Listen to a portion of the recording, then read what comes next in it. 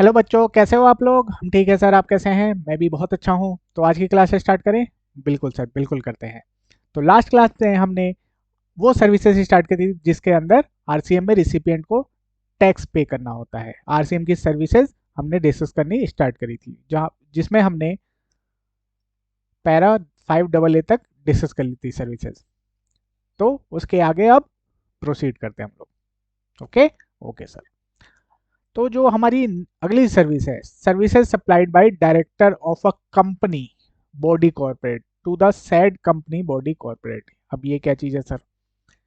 इसमें बोला गया है कि अगर कोई कंपनी का डायरेक्टर उस कंपनी को कोई सर्विसेज देता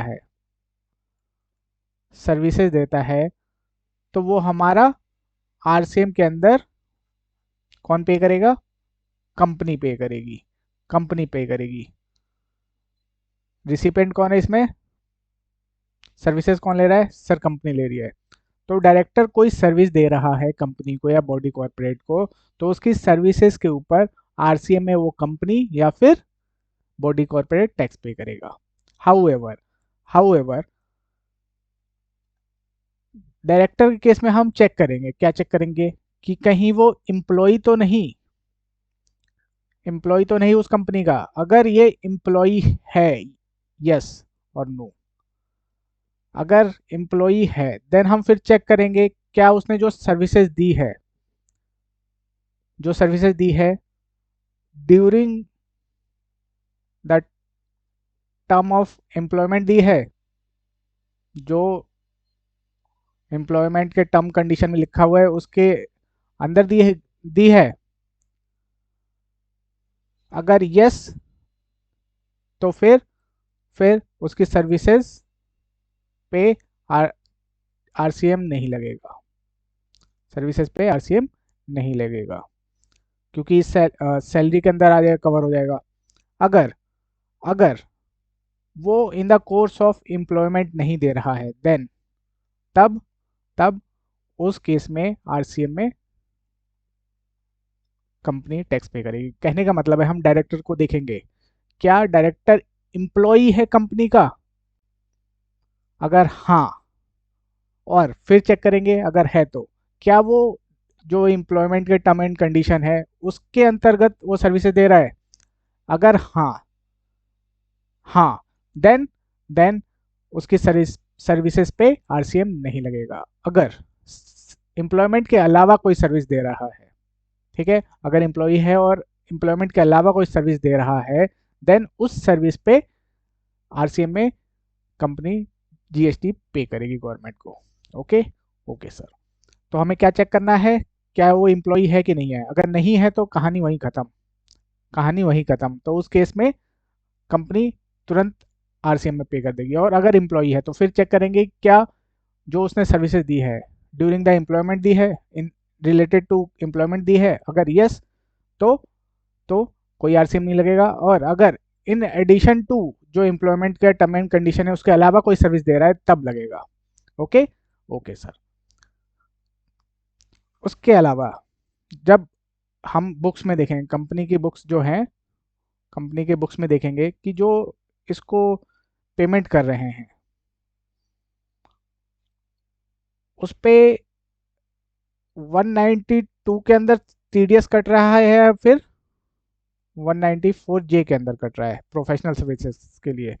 टीडीएस ऑन सैलरी काट रही है कंपनी या फिर टीडीएस ऑन प्रोफेशनल सर्विस काट रही है? अगर सैलरी के अंदर काट रही है तो सैलरी मान रही है कंपनी, तो उस केस में आरसीएम नहीं लगेगा। और अगर प्रोफेशनल सर्विस मान रही है जिसके लिए पेमेंट कर रही है तो उस केस में आरसीएम में कंपनी को टैक्स पे करना पड़ेगा। ओके। Okay sir. उसके अलावा कंपनी में इंडिपेंडेंट डायरेक्टर्स होते हैं। कौन होते हैं? इंडिपेंडेंट डायरेक्टर्स होते हैं जो कि एम्प्लॉय नहीं होते इस कंपनी के। तो एम्प्लॉय नहीं है तो ये इंडिपेंडेंट डायरेक्टर अगर कोई सर्विस देता है तो उसके ऊपर आरसीएम में कंपनी को पे करना पड़ेगा। ओके। ओके सर, चलिए।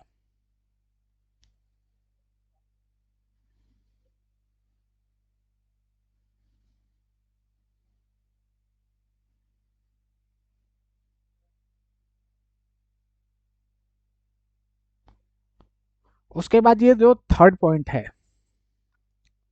है इसमें बोला गया है, क्या बोला गया है सर, कि अगर जो डायरेक्टर है, मान लीजिए वो पर्सनल कैपेसिटी में, क्या है, पर्सनल कैपेसिटी में अगर कोई रेंटिंग ऑफ इमूवेबल प्रॉपर्टी करता है कंपनी को, तो उस केस में उस पे आरसीएम नहीं लगेगा। मान लीजिए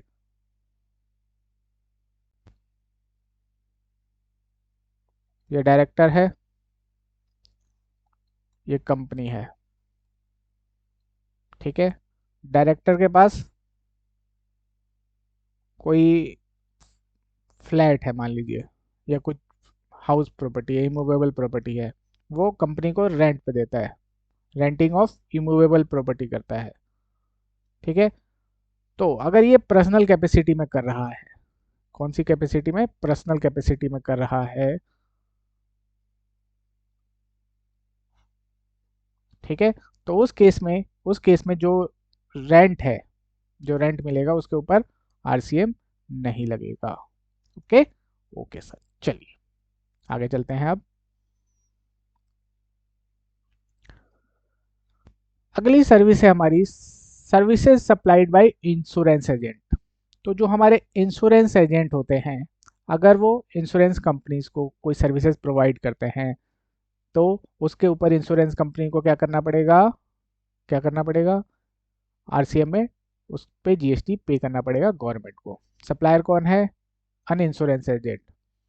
recipient, any person carrying on insurance business located in taxable person. तो कोई इंश्योरेंस एजेंट है,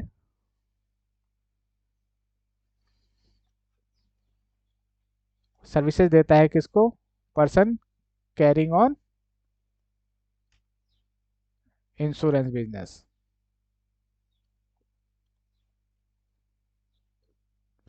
तो इसकी सर्विसेज पे आरसीएम लगेगा। हाँ सर, आरसीएम लगेगा। जो एजेंट होते हैं इंश्योरेंस इंश्योरेंस एजेंट, वो एम्प्लॉय नहीं होते इंश्योरेंस कंपनी के, ठीक है। तो तो जो सर्विसेज ये प्रोवाइड कर रहे हैं इंश्योरेंस कंपनीज को, उसकी सर्विसेज पे आरसीएम में जो इंश्योरेंस कंपनीज हैं वो आरसीएम में टैक्स पे करके चलेंगी। Okay, okay sir. उसके बाद अगला है services supplied by recovery agent to a banking company और टू अ फाइनेंशियल इंस्टीट्यूशन और नॉन बैंकिंग फाइनेंशियल कंपनी। अगर कोई रिकवरी एजेंट का क्या काम होता है सर, नाम से ही पता चल रहा है, रिकवरी करने के लिए भेजती होगी बैंक इनको। तो अगर कोई रिकवरी एजेंट बैंकिंग को, फाइनेंशियल इंस्टीट्यूशन को या नॉन बैंकिंग फाइनेंशियल इंस्टीट्यूशन को, फाइनेंस कंपनी को अपनी सर्विसेज देती है, तो उसके ऊपर उन बैंक को, फाइनेंशियल इंस्टीट्यूशन को, नॉन बैंकिंग फाइनेंस कंपनी को क्या करना पड़ेगा, आरसीएम के अंदर टैक्स पे करना पड़ेगा। Okay, okay sir.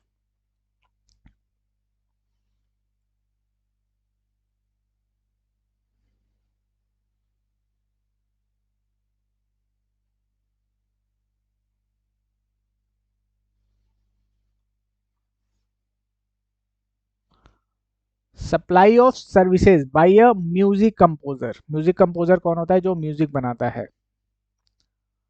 Photographer artist और the like, by way of transfer और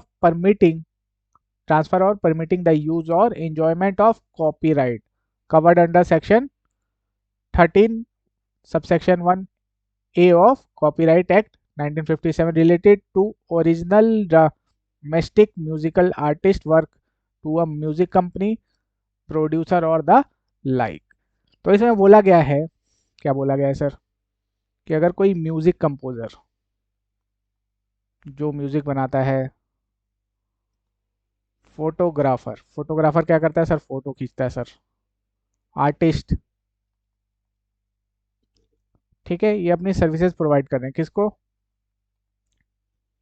म्यूजिक कंपनी को, प्रोड्यूसर्स को।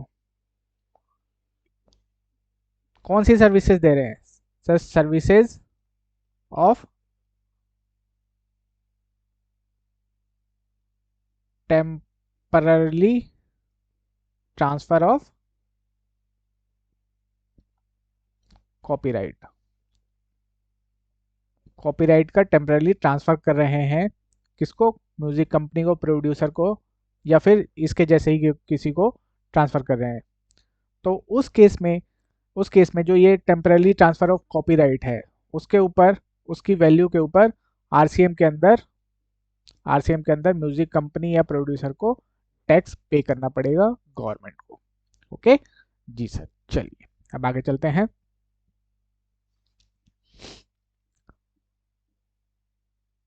Supply of service by a author. ध्यान से देखिएगा, हर जगह क्या लिखा हुआ है, located in a taxable territory. इसका क्या मतलब है कि जो रिसीवर है, जो रिसिपिएंट है, वो टैक्सेबल टेरिटरी में होना चाहिए। अगर वो टैक्सेबल टेरिटरी में ही नहीं होगा तो आरसीएम की बात ही नहीं आएगी। Okay okay sir. 9A, supply of services by a author. Author कौन होता है सर? जो बुक्स लिखता है, जो बुक्स लिखता है। बाय वे ऑफ ट्रांसफर और परमिटिंग द यूज और enjoyment of copyright, copyright related to books relating to original literacy work to a publisher. Publisher कौन होता है? जो बुक को छापता है।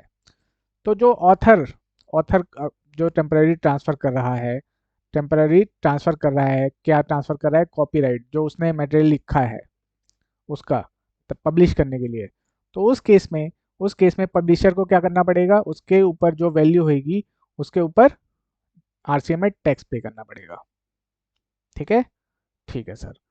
सप्लायर कौन है? ऑथर।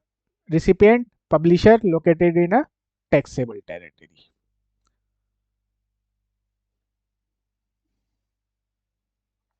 तो ऊपर जैसे था सेम वैसा ही है। ऑथर अगर पब्लिशर कौन होता है? जो बुक छापता है, अगर सर्विसेज देता है बाय वे ऑफ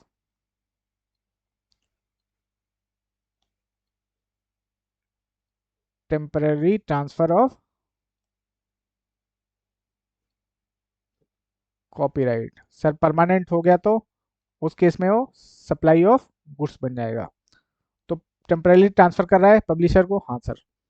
तो इस केस में जो पब्लिशर है, इसकी जितनी जो वैल्यू होगी, जितना पे कर रहा है इसके लिए, उसके ऊपर आरसी में टैक्स पे करेगा। Okay okay sir. लेकिन यहाँ पे एक चीज बताई गई है ऑथर को, कि अगर ऑथर ने जीएसटी नंबर ले रखा है, ऑथर ने जीएसटी नंबर ले रखा है और चूज करता है कि मैं ही टैक्स पे कर दूंगा, मैं ही टैक्स पे कर दूंगा, तो उस केस में जो पब्लिशर है उसके ऊपर कोई लेबिलिटी नहीं आएगी। However an author can choose to pay tax under forward charge. जहां पे जो ऑथर है खुद ही बोलता है कि इसके ऊपर मैं ही, इस सर्विस के ऊपर मैं ही टैक्स पे कर दूंगा, तो उस केस में जो पब्लिशर है उसके ऊपर आरसीएम की लेबिलिटी नहीं आएगी। Okay okay sir.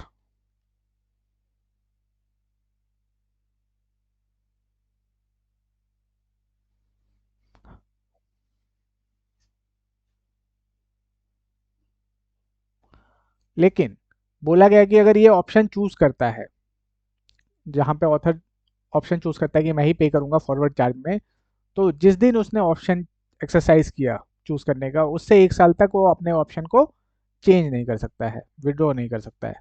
ठीक है, ठीक है सर। उसको डिक्लेरेशन करना पड़ेगा इनवॉइस पे।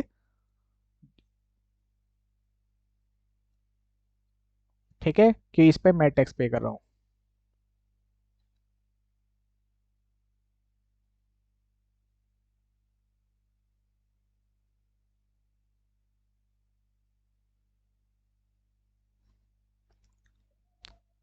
Supply of services by the member of overseeing committee to RBI. Overseeing committee क्या होता है? ये सर सारे बैंक्स की मिला के आरबीआई एक कमेटी बनाती है ओवरसीइंग। उसका क्या काम होता है कि देखना कि मार्केट में चल क्या रहा है बैंकिंग उसमें। तो ओवरसीइंग कमेटी का अगर कोई मेंबर आरबीआई को सर्विस देता है, मेंबर ऑफ ओवरसीइंग कमेटी किसको देता है? आरबीआई को। आरबीआई कौन है? Reserve bank of India, reserve bank of India, तो उसको कोई सर्विसेज देता है तो उसकी सर्विसेज पे कौन पे करेगा tax? RBI under RCM. Okay, okay sir. Services supplied by individual direct selling agent other than body corporate partnership, limited liability partnership firm to a bank or banking financial companies, non banking financial company. अब ये क्या है sir? इसमें बोला गया है direct selling agent,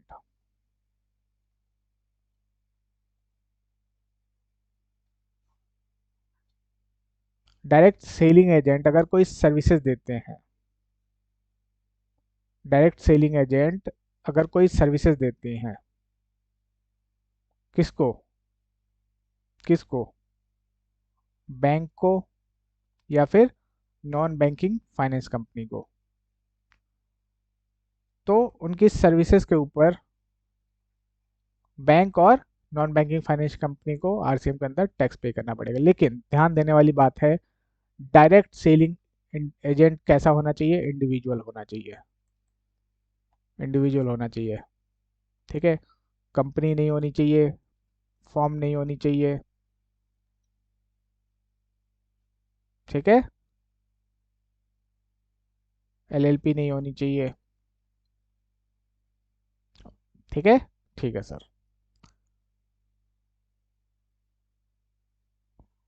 अगली service है हमारी services provided by a business facilitator to a banking company. Services provide by a business facilitator, business facilitator क्या करता है? जो कस्टमर्स है उनको बताता है कि ऐसे ऐसे, जब मतलब उनको असिस्ट करता है। ठीक है, तो जो बिजनेस फैसिलिटेटर है बैंकिंग कंपनी को अगर कोई सर्विसेज प्रोवाइड करता है तो बैंकिंग कंपनी को उसमें आरसीएम में टैक्स पे करना पड़ेगा। Okay, okay sir. अगली सर्विस है services provided by a agent of business correspondent to business correspondent. ये क्या चीज़ है सर? बिजनेस करस्पॉन्डेंट क्या होता है?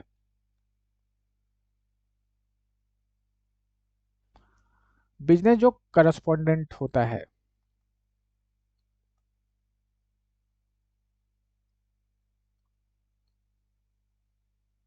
ये बेसिकली रिटेल एजेंट होते हैं बैंक के, रिटेल एजेंट होते हैं बैंक के जो कि बैंक की सर्विसेज प्रोवाइड करते हैं, बैंकिंग की सर्विसेज प्रोवाइड करते हैं at place other than bank और एटीएम।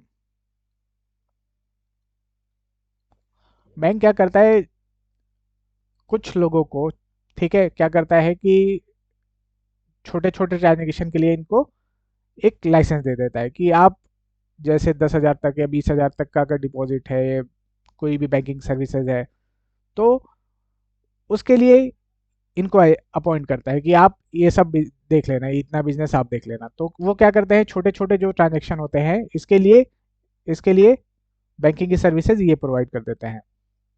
ठीक है, ठीक है सर। तो जो बिजनेस का करस्पॉन्डेंट इसके लिए क्या करते हैं, अगर कोई एजेंट रख रहे हैं, एजेंट रख रहे हैं और वो एजेंट अगर अपनी सर्विसेज इनको दे रहा है बिजनेस करस्पॉन्डेंट्स को, तो बिजनेस करस्पॉन्डेंट को क्या करना पड़ेगा? आरसीएम में उसके उनकी सर्विसेज के ऊपर, इस एजेंट की सर्विस के ऊपर आरसीएम में टैक्स पे करना पड़ेगा। Okay, okay sir. चलिए अब आगे चलते हैं। अगला है हमारा सिक्योरिटी सर्विस। सिक्योरिटी सर्विस,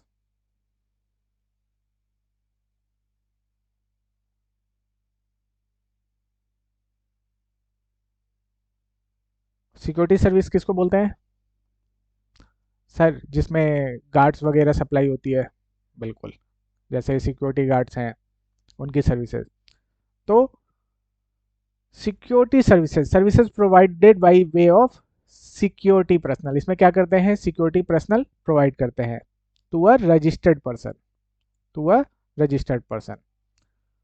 तो इसमें बोला गया है any person other than body corporate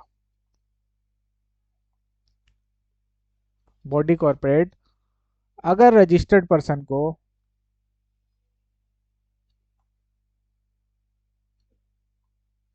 security services provide करती है, कौन सी सर्विसेज प्रोवाइड करती है? Security services.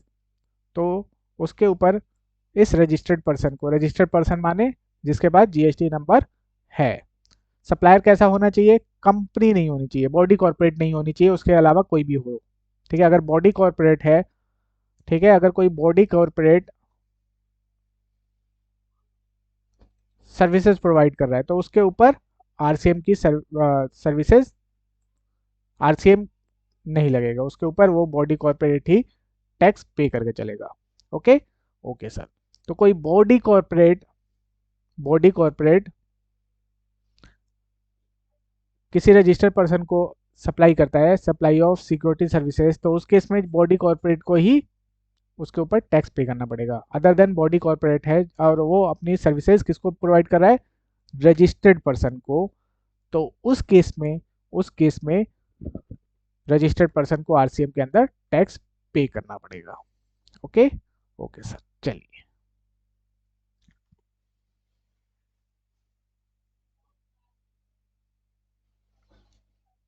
Other point, however, nothing contained in this entry shall apply to a department establishment of central government, state government, union territory, or local authority. Government agencies which has taken registration under CGST Act 2017 only for the purpose of deducting tax under Section 51 of said Act and not for making taxable supply of goods or services. A registered person paying tax under composition scheme. तो ये वाला point हमने पहले भी कहीं देखा था sir, GT के अंदर देखा था। इसमें क्या बोला है कि अगर सिक्योरिटी सर्विसेज प्रोवाइड की जा रही, किसको? कोई गवर्नमेंटल डिपार्टमेंट है या गवर्नमेंट एजेंसीज हैं जिन्होंने जीएसटी नंबर सिर्फ किस वजह से ले रखा है कि उनको जीएसटी टीडीएस काटना है। क्या काटना है? सिर्फ जीएसटी टीडीएस काटने के लिए उन्होंने जीएसटी में रजिस्ट्रेशन ले रखा है। उनकी कोई टैक्सेबल सप्लाई नहीं होती, आउटवर्ड सप्लाई नहीं होती। तो उस केस में सिक्योरिटी सर्विसेज अगर हम उनको प्रोवाइड करते हैं तो उसके ऊपर आरसीएम नहीं लगेगा। Okay okay sir. और अगर कोई पर्सन जिसने कंपोजिशन स्कीम ले रखी है तो उसके ऊपर आरसीएम में उसके ऊपर लेबिलिटी नहीं आएगी टैक्स पे करने। ये कंपोजिशन स्कीम क्या है ये तो बता दो। कंपोजिशन स्कीम बेसिकली गवर्नमेंट जो छोटे बिजनेसमैन हैं, ठीक है, वो जो ज़्यादा कंप्लाइंसेस नहीं कर सकते उनके लिए लेके आई कि आप अपना सीधा सेल देखो, उसके ऊपर एक परसेंटेज कैलकुलेट करो और हमें दे दो। इनके केस में कंपोजिशन स्कीम में जो रजिस्टर्ड होते हैं पर्सन, उनको रेगुलर जिन्होंने रेगुलर रजिस्ट्रेशन ले रखा है उनसे कम कंप्लाइंसेस फॉलो करने होते हैं, तो वो अपना आराम से बिजनेस पे ध्यान दे सकते हैं। तो इसमें बोला गया है कि जो रजिस्टर्ड पर्सन जो कि कंपोजिशन स्कीम में रजिस्ट्रेशन ले रखा है, उसको अगर हम सिक्योरिटी सर्विसेज प्रोवाइड कर रहे हैं तो उस केस में ये एप्लीकेबल नहीं होगा। मतलब कंपोजिशन स्कीम में जो रजिस्टर्ड पर्सन है उसको आरसीएम में टैक्स पे करने की जरूरत नहीं है। Okay okay. अगली सर्विस हमारी रेंटिंग ऑफ मोटर कार से रिलेटेड। Services provided by way of renting of any motor car. अगर हम renting of any motor car कर रहे हैं, उसकी सर्विसेज प्रोवाइड कर रहे हैं, design to carry passenger where the cost of fuel is included in the consideration charge from the service recipient provided to a body corporate. तो कोई भी पर्सन, एनी पर्सन, सप्लायर कौन होना चाहिए? Any person other than body corporate. ठीक है, company को छोड़ के, बॉडी कॉर्पोरेट के छोड़ के अगर कोई और पर्सन है जो अपनी रेंटिंग ऑफ मोटर कार की सर्विस किसको दे रहा है? बॉडी कॉर्पोरेट को। बॉडी कॉर्पोरेट माने कंपनी को। ठीक है, तो उस केस में जो रेंटिंग ऑफ मोटर व्हीकल की सर्विसेज हैं उस पे आरसीएम के अंदर बॉडी कॉर्पोरेट टैक्स पे करेगा, प्रोवाइडेड, प्रोवाइडेड जो कंसिडरेशन ये पे करेगा, कंसिडरेशन जो पे करेगा इसको, इस सर्विस के अगेंस्ट, उसमें कॉस्ट ऑफ फ्यूल भी इंक्लूड हो। Okay, okay sir. चलिए अब आगे चलते हैं। अब देखिए क्या होता है, क्या होता है सर बताइए। जो रेंटिंग ऑफ मोटर व्हीकल है, ठीक है, इस पे दो रेट लगते हैं, एक 5% और एक 12%, एक 5% और एक 12%। अगर 5% चूज करता है जो सप्लायर है, ठीक है, 5% चूज करता है, तो उस केस में उसको लिमिटेड आईटीसी मिलेगा, लिमिटेड आईटीसी मिलेगा। और इस केस में आरसीएम के अंदर रिसिपिएंट टैक्स पे करेगा। अगर वो 12% चूज करता है, 12% चूज करता है, तो उस केस में उसको आईटीसी तो मिल जाएगा, लेकिन 12% के केस में उसी को फॉरवर्ड चार्ज मैकेनिज्म में सप्लायर को ही टैक्स पे करना पड़ेगा उसके ऊपर।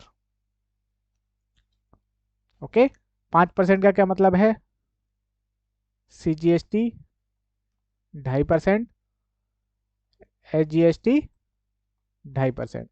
12% का क्या मतलब है, सीजीएसटी 6%, एसजीएसटी 6%।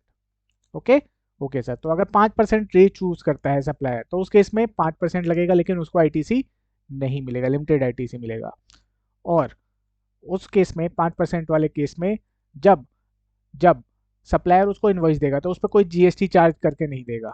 जो आरसीएम के इन्वॉइसेस होते हैं उस पर कोई भी जीएसटी चार्ज नहीं होता है। उस पर लिखा रहता है कि पर्सन लाइबल टू पे कौन है, रिसिपिएंट, वेदर सर्विसेज और services are pay, GST on services are payable under RCM, तो उस पर लिखा होगा यस इनवॉइस के अंदर। तो उस केस में सप्लायर पे करके चलेगा 5% वाले केस में। 12% अगर वो चूज करता है पे करेगा, तो उसको आईटीसी भी मिल जाएगा, और लेकिन 12% सप्लायर को खुद टैक्स पे करना पड़ेगा। Okay, okay sir. Renting of motor vehicle का क्या मतलब है, रेंटिंग ऑफ मोटर व्हीकल का मतलब है कि जो पर्सन है, जो बॉडी कॉर्पोरेट है, उस कंपनी ने एक पार्टिकुलर पीरियड ऑफ टाइम के लिए उसको हायर किया है। उसमें वो टाइम बताएगा, कहाँ कहाँ से जाना है, कैसे जाना है, वो सब उसके हाथ में, कैसे ही उसको मैनेज करेगा। Okay, okay sir.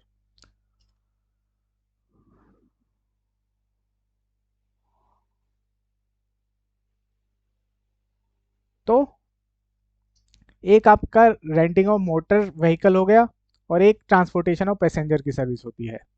For example मान लीजिए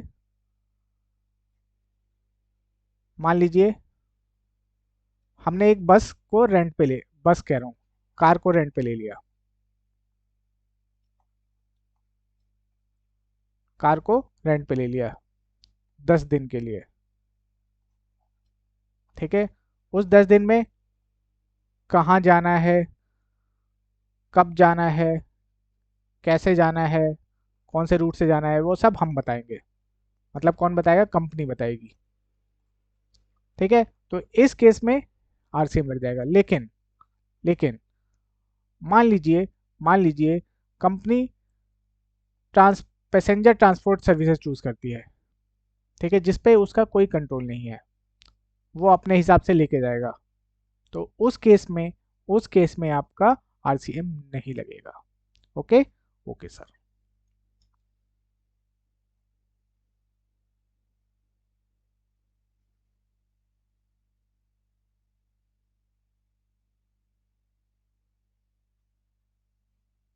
उसके बाद आता है हमारा सेक्शन 9(4). उससे पहले ये जितनी भी हमने सर्विसेज पढ़ी, ये हमारा सीजीएसटी एक्ट में भी आता है और आईजीएसटी में भी आता है, ठीक है। इसके अलावा, इस सर्विसेज के अलावा आईजीएसटी के अंदर एक और एडिशनल सर्विस आती है, क्या सर, जिसमें बोला गया है, क्या बोला गया है sir, any service supplied by a person who is located in a non taxable territory to any person located in a taxable territory other than non taxable online recipient located in a taxable territory. Thus, in case of import of service, tax is payable by the service importing such service. Person importing such service. इसमें बोला गया है कि अगर कोई person जो supplier है, simple सी बात है, जो सप्लायर है, सप्लायर ऑफ सर्विस है,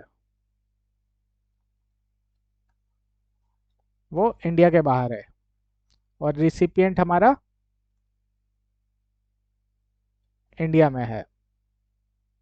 सप्लायर कहाँ है? इंडिया से बाहर है, रिसिपिएंट इंडिया में है. तो इस केस में जो रिसिपिएंट है उसको आरसीएम के अंदर टैक्स पे करना पड़ेगा.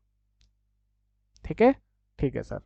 Other than non taxable online recipient, online जो रिसिपिएंट है उसको छोड़ के non taxable. Okay okay sir. चलिए, तो ये था हमारा सेक्शन 9(3) प्लस आईजीएसटी का. उसके बाद आता है हमारा section 9 subsection 4 of CGST act, जो कि हमें बताता है, क्या बताता है सर, कि किन स्पेसिफाइड केसेस में, कौन से स्पेसिफाइड रजिस्टर्ड पर्सन के केस में अगर वो अनरजिस्टर्ड पर्सन से कुछ सप्लाई लेते हैं तो उनको आरसीएम के अंदर टैक्स पे करना पड़ेगा. तो इसमें बेसिकली जो रियल इस्टेट है उसको कवर करके किया गया है. रियल इस्टेट के केस में बोला गया है the purse effective rate of GST on real estate sector for new project by a promoter. Promoter कौन होते हैं?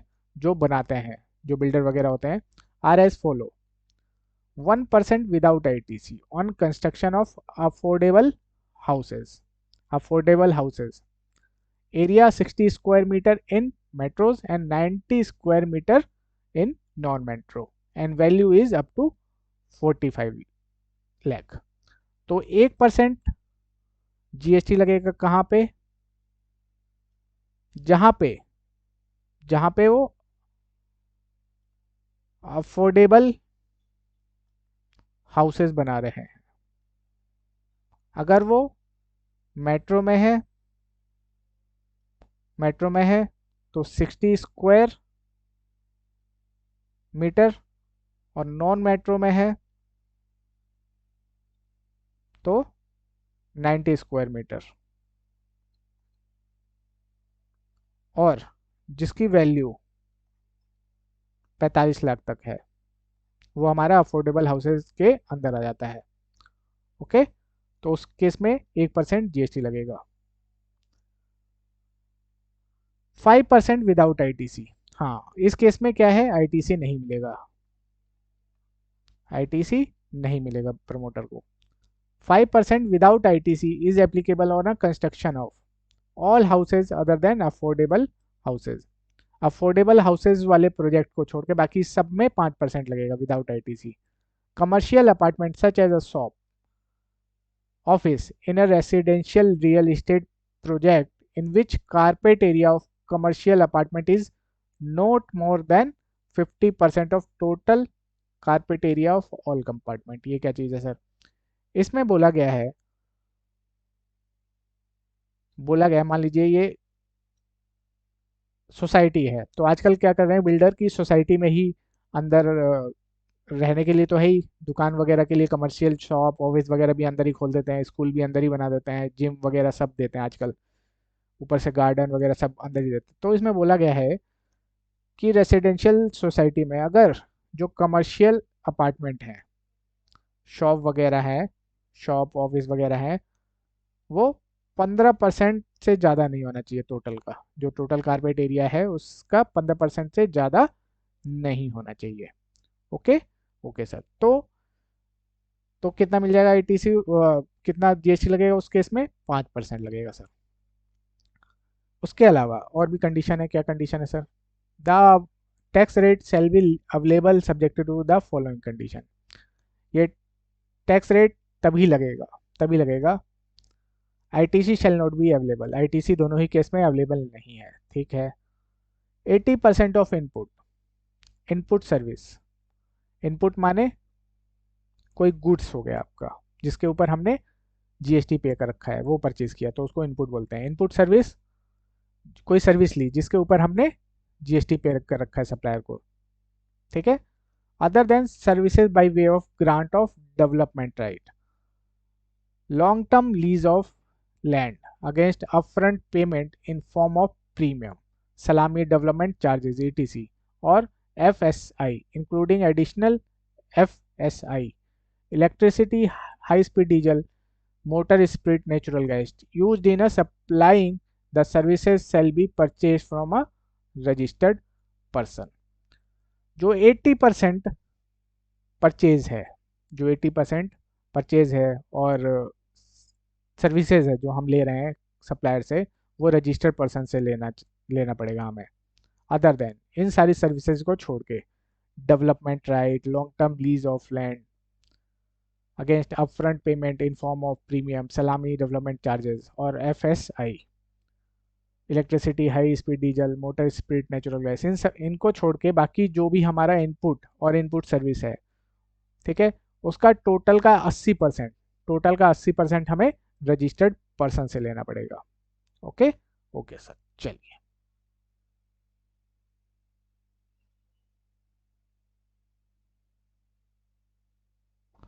तो टोटल आपका 100 अगर है, 100 है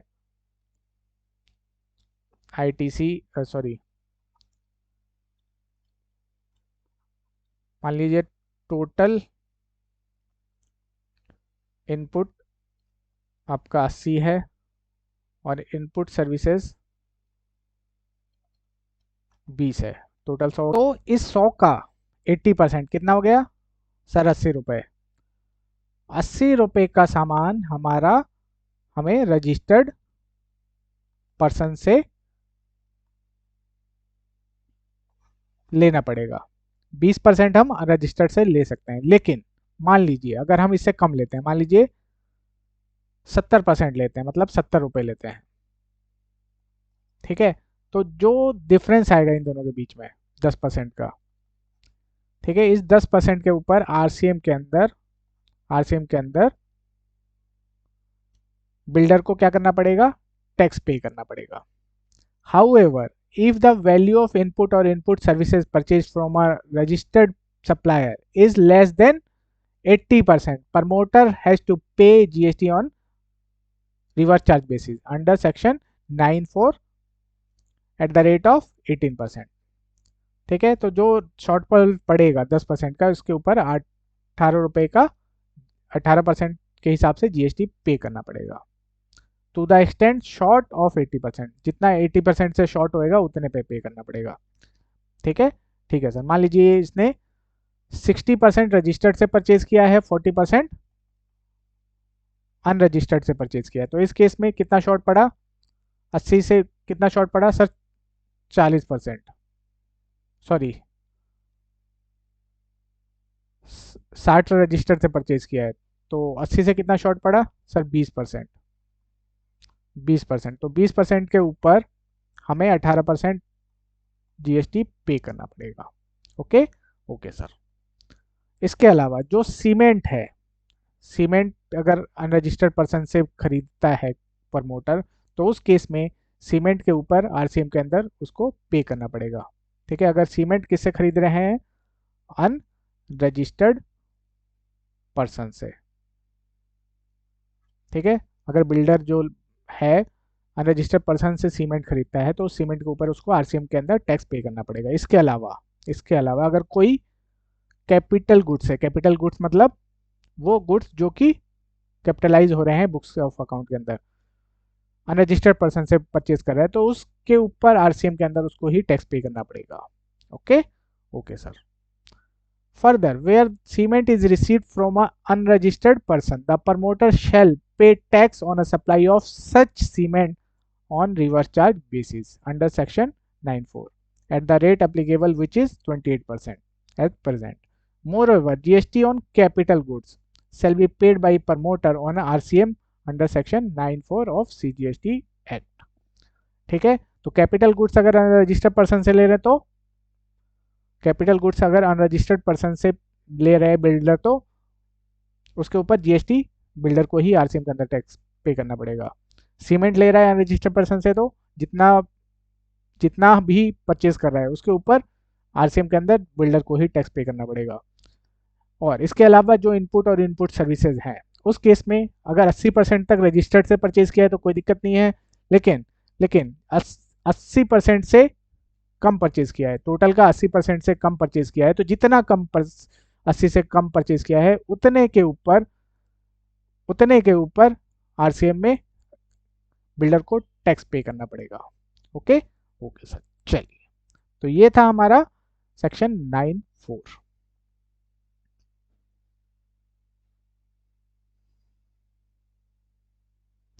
फिर आता है हमारा सेक्शन 9(5). अगर कोई सर्विसेज जो नोटिफाइड है, अगर हम उसको economic sorry electronic commerce operator के थ्रू, ई कॉमर्स ऑपरेटर के थ्रू प्रोवाइड करते हैं और वो नोटिफाइड सर्विसेज हैं, तो उसके ऊपर जो इलेक्ट्रॉनिक कॉमर्स ऑपरेटर है उसी को ही टैक्स पे करना पड़ेगा, उसी को ही टैक्स पे करना पड़ेगा। जैसे मैंने आपको ओला उबेर का एग्जांपल दिया था लास्ट क्लास में। हाँ सर, तो ओला उबेर क्या है? ये ड्राइवर है, ये पैसेंजर है, दोनों को क्या करती है? ये दोनों को इंटरफेस प्रोवाइड करती है ताकि एक दूसरे को सर्च कर पाए। जैसे पैसेंजर को ओला बुक करनी होती है कि यहाँ से यहाँ जाना है, तो इसके बाद जाता है, फिर इससे ड्राइवर के पास जाता है, फिर ड्राइवर एक्सेप्ट या रिजेक्ट करता है। तो इसने क्या किया? बेसिकली इंटरफेस प्रोवाइड किया इन दोनों के बीच में, दोनों का मिलाने का काम किया इन्होंने। तो इसको क्या बोलते हैं हम? Electronic commerce operator. तो बोला गया है जो नोटिफाइड सर्विसेज हैं अगर इलेक्ट्रॉनिक कॉमर्स ऑपरेटर के थ्रू प्रोवाइड किया गया है, तो उस केस में जैसे इसके ऊपर जो आपका फेयर बना जो पैसेंजर इसको पे करेगा ड्राइवर को, फेयर के ऊपर जीएसटी कौन पे करेगा? ओला पे करेगी। ठीक है, ठीक है सर। तो चलिए नोटिफाइड कौन कौन सी सर्विसेज है उनको देखते हैं। चलिए सर, द गवर्नमेंट में on the recommendation of GST council notified a specific category of services of tax CGST, SGST, IGST on supply of which shall be paid by electronic commerce operator. Electronic commerce operator कौन है? जो platform provide करता है supplier और recipient के बीच में। जैसे कि आपका ओला हो गया, उबेर हो गया, अर्बन कंपनी हो गई, रैपिडो हो गया, और जोमेटो हो गया आपका, और क्या हो सकता है, मेक माई ट्रिप हो गया। ये सब क्या है ये सब इंटरफेस प्रोवाइड कर रहे हैं। Okay okay sir. अमेजोन हो गया, वो गुड्स के लिए है आपका, फ्लिपकार्ट हो गया। यहाँ पे बात की गई है सर्विसेज की। Okay okay sir. तो नोटिफाइड सर्विसेज कौन कौन सी हैं? पहली सर्विस है services by way of transportation of passenger की सर्विस है by radio taxi, motor cab, maxi cab, motorcycle और any other motor vehicle except omnibus को छोड़ के। पहले ओमनी बस भी इंक्लूड होती थी, बट इसके अंदर अमेंडमेंट आया है, ओमनी बस को अलग कर दिया गया है। अब सर ये इतनी सारी चीज़ें लिख दी, radio taxi, motor cab, maxi cab, motorcycle और एनी अदर मोटर व्हीकल, ये सब है क्या? तो चलिए एक बार इनकी डेफिनेशन देख लेते हैं। एक्सेप्ट ओमनी बस, तो यहाँ पे एक अमेंडमेंट आया है, इंपॉर्टेंट मार्क कर सकते हैं आप इसको। ओमनी बस के केस में अलग से इसको लिखा गया है, ओमनी बस के केस में। ठीक है सर। तो देखते हैं, डेफिनेशन देखते हैं कि कौन सी कार क्या होती है।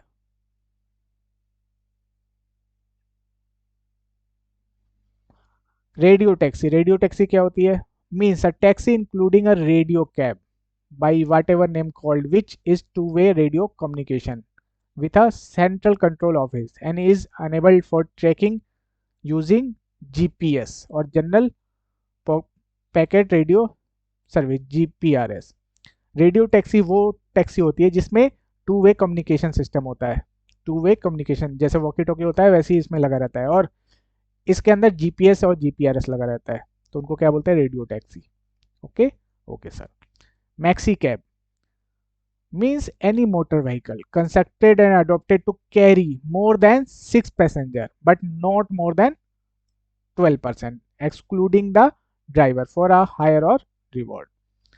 मैक्सी कैब वो कैब होती है जिसमें आपके 6 6 से ज़्यादा पर्सन कैरी होते हैं बट 12 तक आते हैं, 12 से ज़्यादा नहीं होते, excluding the driver, excluding the driver. Okay, तो इसमें क्या है, 6 पर्सन से ज़्यादा but up to more than 6 person but up to 12 except driver, driver को छोड़ के 6 से ज़्यादा और 12 अगर पर्सन आ रहे हैं 6 से 12 के बीच में तो वो क्या हो गई हमारी मैक्सी कैब हो गई, ड्राइवर को छोड़ के।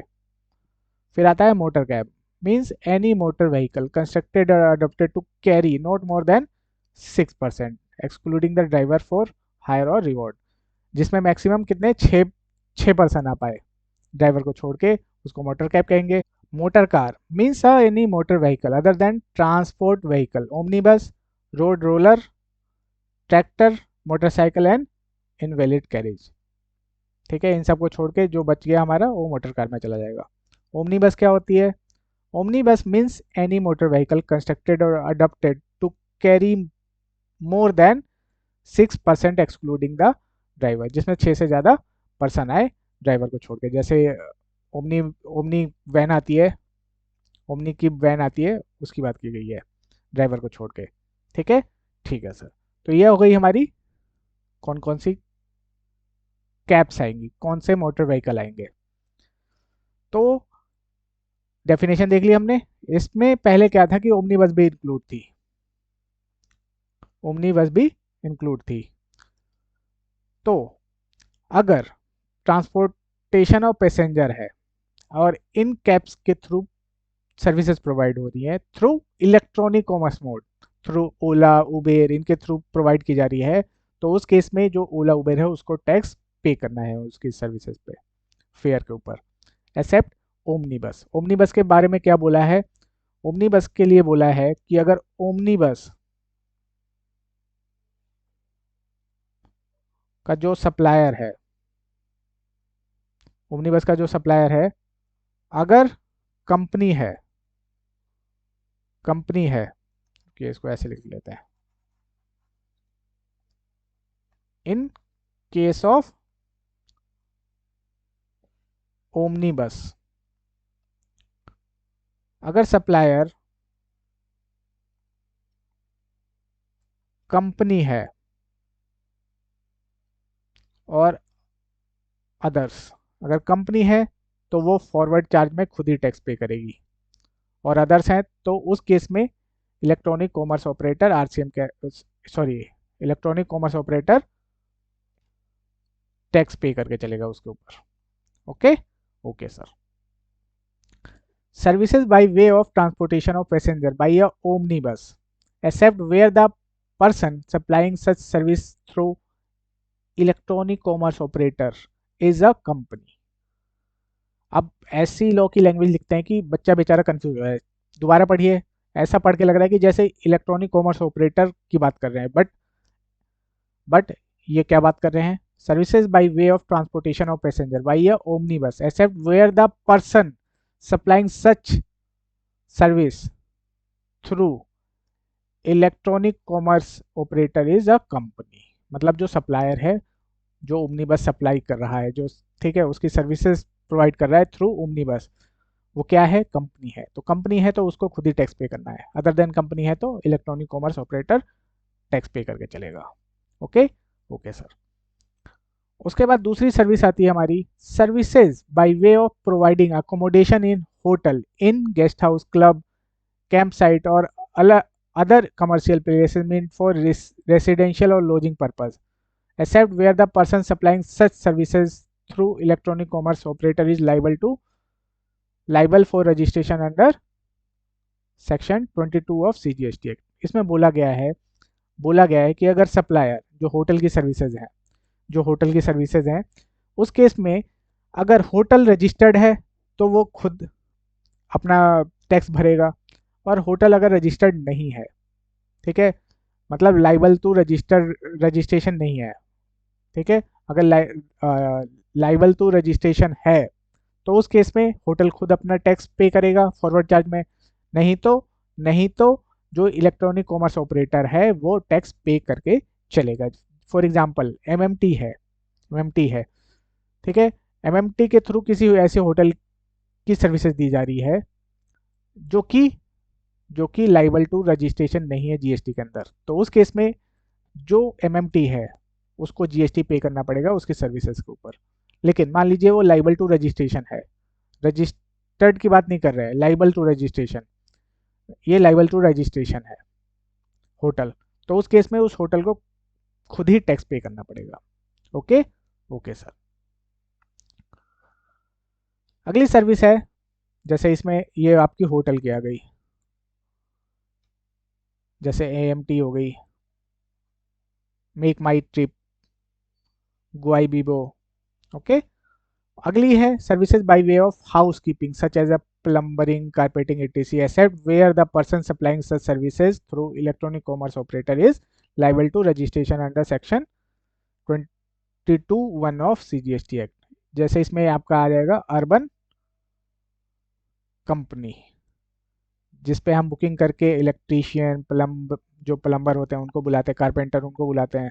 तो बोला गया है जो आप कारपेंटर, इलेक्ट्रीशियन और प्लम्बर को बुला रहे हो, अगर वो लाइबल टू रजिस्ट्रेशन है जीएसटी के अंदर, तो उन प्लम्बर, इलेक्ट्रीशियन या अदर पर्सन को ही टैक्स देना है। लेकिन मान लीजिए वो लाइबल टू रजिस्ट्रेशन नहीं है जीएसटी के अंदर, तो उस केस में आपका अर्बन कंपनी उसके ऊपर टैक्स पे करके चलेगी। ओके ओके सर, चलिए अब आगे चलते हैं। अगली सर्विसेज हमारी supply of restaurant service other than the services supplied bye restaurant, eating joint etc located at a specified premises, means hotel जिसका टैरिफ, स्पेसिफाइड प्रीमिसेस का मतलब है होटल जिसका यूनिट का टैरिफ, कोई से भी एक यूनिट का टैरिफ अगर 7,500 से ज़्यादा है पर डे तो उसको स्पेसिफाइड प्रीमिसेस बोला गया है। उसको छोड़ के कोई भी सप्लाई ऑफ रेस्टोरेंट सर्विस है, कोई भी सप्लाई ऑफ रेस्टोरेंट सर्विस है थ्रू स्विगी और जोमेटो, तो उसके ऊपर जीएसटी कौन पे करेगा? स्विगी और जोमेटो उस पर टैक्स पे करके चलेगा। ओके ओके सर, चलिए अब आगे चलते हैं।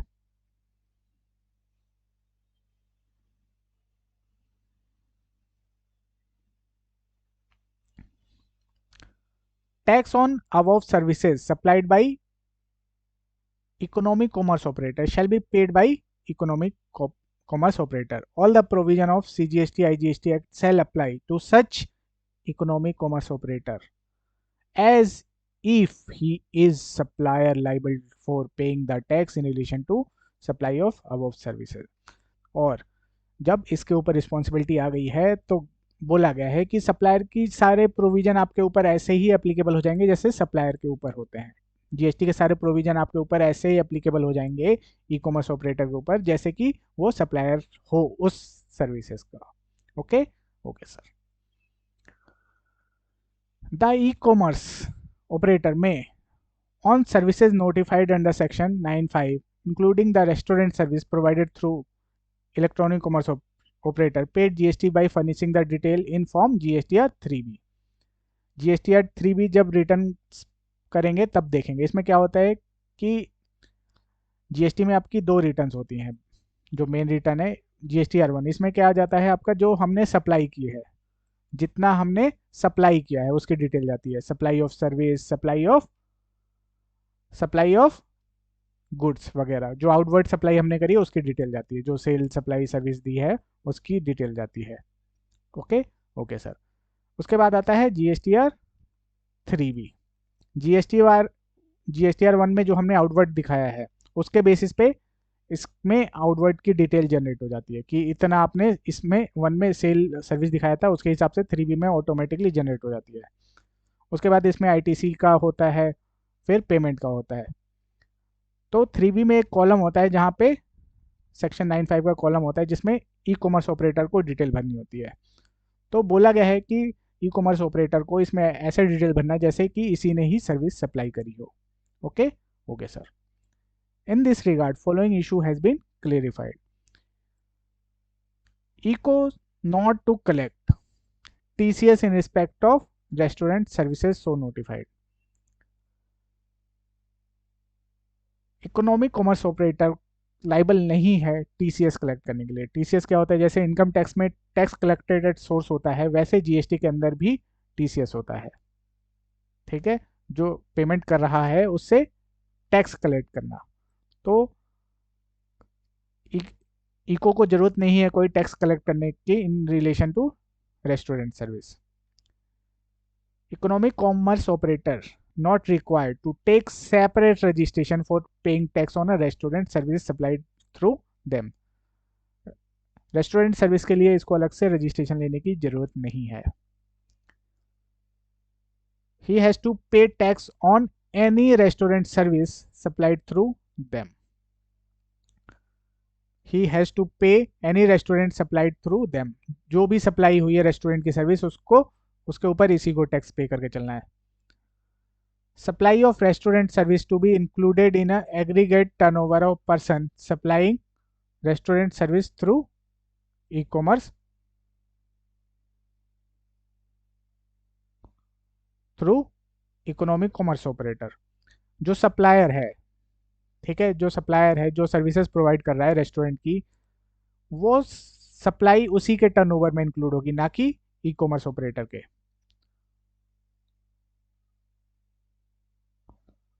Restaurant services providing through e-commerce operator not to be considered as a inward supply for eco.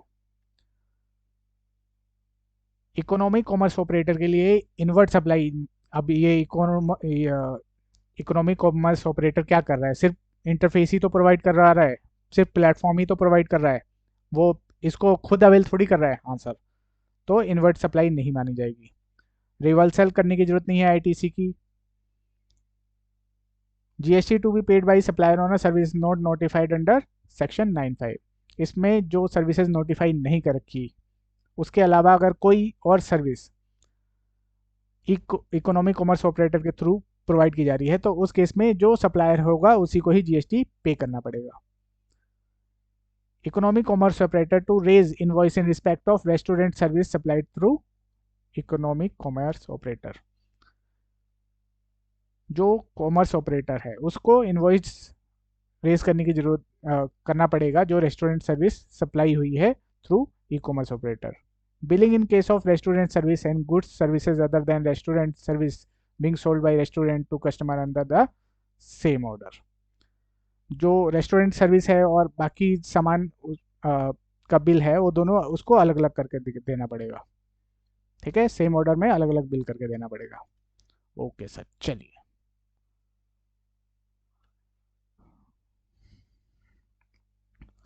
तो हमने सेक्शन 9 के सारे पार्ट कवर कर लिए और IGST के अंदर। तो चार्जिंग सेक्शन हमने देखा। हाँ सर, अब इस चैप्टर के अंदर दो चीज़ें रह गई हैं। एक क्लासिफिकेशन ऑफ अंडर GST छोटा सा टॉपिक है, उसके अलावा एक कॉम्पोजिशन स्कीम है जो हमने अभी डिस्कस करी थी, कॉम्पोजिशन स्कीम, वो डिस्कस करना है। तो ये हम नेक्स्ट क्लास में डिस्कस करेंगे। तो आज की क्लास यहीं तक। यहाँ तक अगर आपको कोई भी डाउट या क्वेरी है तो आप मुझे व्हाट्सएप या मेरे टेलीग्राम चैनल को ज्वाइन करके वहाँ पे अपना क्वेरी पूछ सकते हैं। Okay, thank you, take care, good bye.